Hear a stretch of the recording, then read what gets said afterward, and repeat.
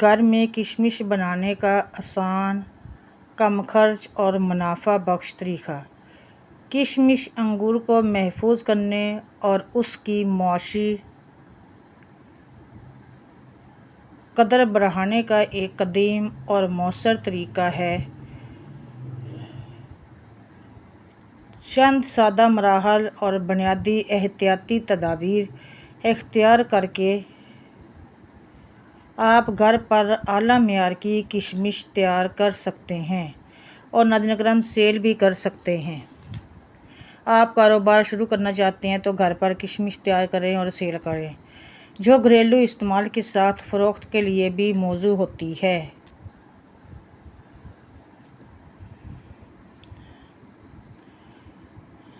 दरकार अशिया जो आपको किशमिश बनाने के लिए चाहिए: अच्छी तरह पके हुए सेहतमंद अंगूर के बीज हों तो बेहतर है।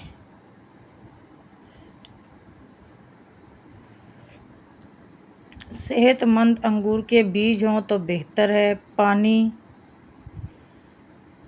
1 खाने का चम्मच बेकिंग सोडा,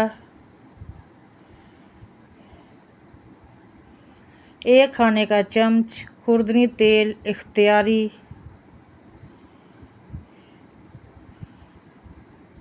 थोड़ा सा नींबू का रस या सिरका इख्तियारी। ये तमाम चीज़ें आपके पास होनी चाहिए। अब इसका बनाने का तरीका देख लें। पानी को उबाल लें और उसमें बेकिंग सोडा शामिल कर लें या फिर सिरका, अगर आप जो भी शामिल करना चाहते हैं वो शामिल करें। अगर चाहें तो थोड़ा सा खुर्दनी तेल और नींबू का रस या सिरका भी शामिल कर सकते हैं। अंगूर के गुच्छों को उस गर्म महलूल में 30 से 60 सेकंड तक दबाएं। अंगूर निकालकर इजाफी पानी खुश्क करें, फिर इन्हें साफ़, हवादार और धूप वाली जगह पर जाली या साफ कपड़े पर फैला दें। या गुच्छों समेत लटका दें, जहाँ से आसानी से उनका पानी भी खुश्क हो जाए और वो खुश्क भी हो जाए।